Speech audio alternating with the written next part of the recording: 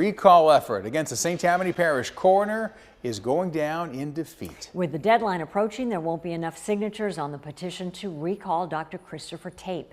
WGNO's Rick Gogrieve is here with more. Rick. Susie and Kurt, it was a mix of responses when I talked to residents on why they didn't sign. Some say they felt as if they didn't know enough, while others say they didn't know anything about the efforts at all.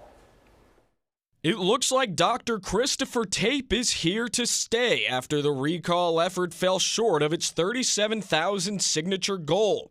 Recall organizers felt that Tape should not be in public office with a background that included a sexual abuse charge that was later dropped. Family First St. Tammany issued a statement today on Facebook saying, "We want to express our deepest gratitude to the brave survivors who shared their painful stories at our events.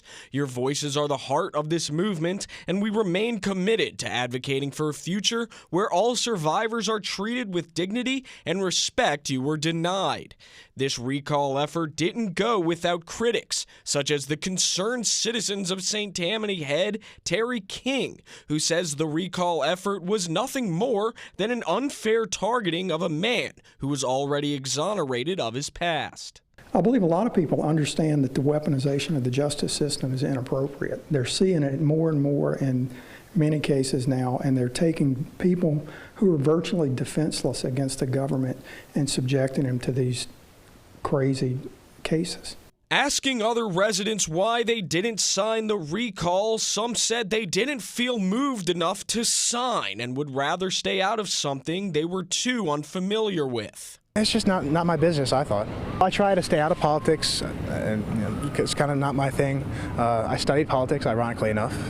That's just the way it goes. While others said they didn't know about the recall effort itself. Absolutely, that would be something I'd be interested in. I did not know anything, honestly, and I've been a resident of St. Tammany now for 3 years, and I have not heard one bit about this story.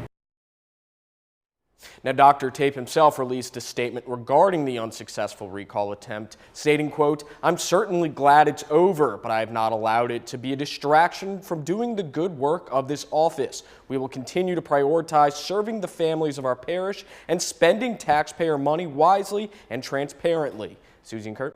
All right. Thank you, Rick.